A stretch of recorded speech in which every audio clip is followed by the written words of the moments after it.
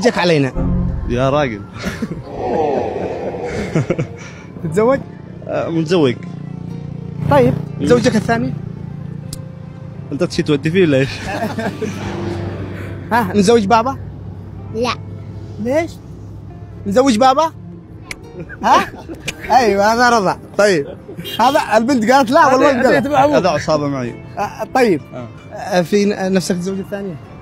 والله واحد ما يكرهش بس لا تودي ببلاش يا حبيبي. ما عاد اودي في بكش، ادي لي بس تاخذ التلفون وتتصل لهم تقول لقينا برنامج وقالوا يزوجوني الثانيه، انتم راضين؟ بس يا ساتر. اذا رضوا ولا انا حكومه قويه. انت اختر، عندك شجاعه؟ والله نحاولها.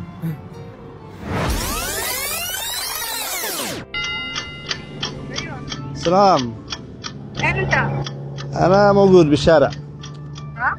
موجود بالشارع ومعي برنامج الان مع الاستاذ خالد قبري.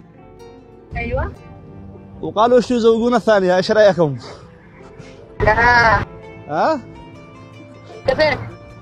قالوا بيضخوا زلاط وبيجيبوا حق الرضاية لكم. وفنان كمان. والفنان والحفلة والصالة ها؟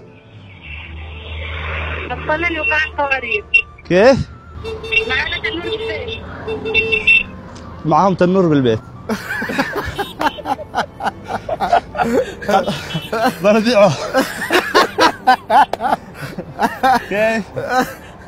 خلاص يلا. موافقين يعني ولا كيف؟ تنور حامي. تنور معنا بالبيت. 2 مليون ريال ندفعها الان. 2 مليون ريال ليك رضاية. لا لا لا لا. لا لا لا لا. يلا خيرة الله. يلا. تنور معودي اصلي. مالك بترتعش؟ خلاص ما عاد باغي. تنور تنور. وين رايح؟ ودفت اموري. الله يسعدك ويخلي لك اولادك ويخلي لك زوجتك ويسعدكم دنيا واخره. شكرا لك الله حبيبي. يحفظك. الله يحفظك. وانا قلت زواج اللي علشانك وعشان ارضيك ولا لا يمكن. الله يفتح عليك. تمام تنور حامي. يلا الله يفتح عليك.